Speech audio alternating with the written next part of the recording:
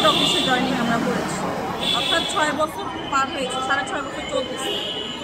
এই 6 বছরে আপনাদের যে পরিশ্রমের একটা গল্প আমরা একটা লাইন শুনতেছি।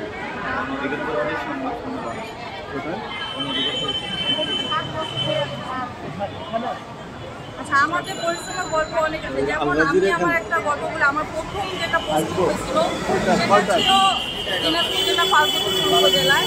তো সেখানে একজন অসুস্থ মা করতে গেছিলাম। তো সেখানে একজন মায়ের সাথে পরিচয় হয়েছিল, যার একটি সন্তান যার হার্টে ফুটো ছিল। তো উনি আসলে জানতেন না যে আমাদের যে তথ্য কেন্দ্র আছে, তথ্য কেন্দ্র থেকে তো বিভিন্ন অনলাইন সেবাগুলো ফ্রিতে করা হয়।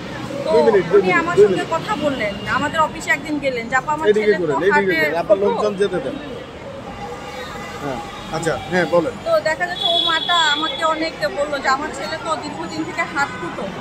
আর তখন উনি জানতেন না যে আসলে উপজেলা থেকে যে যাদের হচ্ছে সমাজসেবা অফিস থেকে 5টি রোগের উপরে যাদের কঠিন, যেমন প্যারালাইজ থাকে, হার্টের প্রবলেম থাকে, থ্যালাসেমিয়া রোগ থাকে এবং যাদের হচ্ছে লিভার সিরোসিস থাকে, তো এরকম 5টি রোগের এককালীন 50,000 টাকা অনুদান দেওয়া হয়। তো ওই মাটা কিন্তু এটা জানতেন না যে এককালীন এরকম কোনো অনুদান উপজেলা থেকে দেওয়া হয়।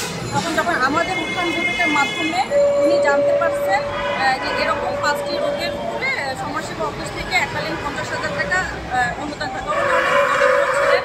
তখন উনি আমার সাথে যোগাযোগ করলেন যে আমার সন্তানের তো হার্ট ফুটো, তাহলে আমি কি এই টাকাটা পেতে পারি? তা আমি বলে হ্যাঁ, অবশ্যই আপনি কেন পাবেন না, যেহেতু সরকার এই টাকাটা এই 5টা রোগের উপরে দিয়ে দেবো, আপনার সন্তানের যেহেতু হার্টের ফুটো আছে তো আপনিও তো অবশ্যই এটা পাবেন। তখন বলে এটার জন্য কী কী করতে হবে? তখন আমি তাৎক্ষণিক সমাজসেবা স্যারের সাথে ওনার একটা সংযোগ করাই দিলাম যে স্যার এরকম ওনার ছেলের হাতে ফুটো, তো এখন উনি এটা আবেদন করতে চায়। তো উনি তখন বললো যে কী কী কাগজপত্র লাগবে আমাদেরকে বলে দিল। আমি আমার অফিস থেকে ওনাকে সকল কাগজপত্র নিয়ে অনলাইনে আবেদন করে দিয়েছি এবং 1 মাসের মধ্যেই উনি 50,000 টাকা অনুদান পাইছে।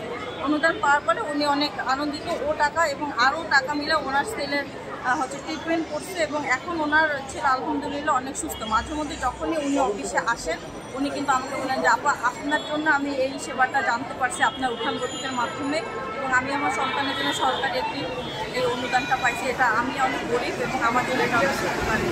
তো এরকম আরও অনেক অনেক মনে করেন ঘটনা আছে যেগুলো তথ্য আপাদের মাধ্যমে যে গ্রামীণ যে সুবিধা বঞ্চিত বুথ লেভেলে যে নারীরা আছে তারা বিভিন্ন তথ্য সেবা পায় এবং সরকারি সেবা যে প্রত্যেকটা দপ্তরে নারীদের জন্য বিভিন্ন সেবা কিন্তু আছে, এটা কিন্তু তারা আদৌ জানে না যে নারীরা কোন দপ্তর থেকে কী কী সেবা পাবে। তো আমাদের অফিসের মাধ্যমে আমরা গ্রামীণ যে উত্থান বৈঠকের মাধ্যমে বলেন, তারপর বাড়িতে যে ডোর টু ডোর যে সেবাগুলো, এই সেবাগুলোর মাধ্যমে আমরা নারীদেরকে সচেতন করতে পারি। বিভিন্ন সেবা সম্বন্ধে তারা জানে না, সেই সেবাগুলো সম্বন্ধে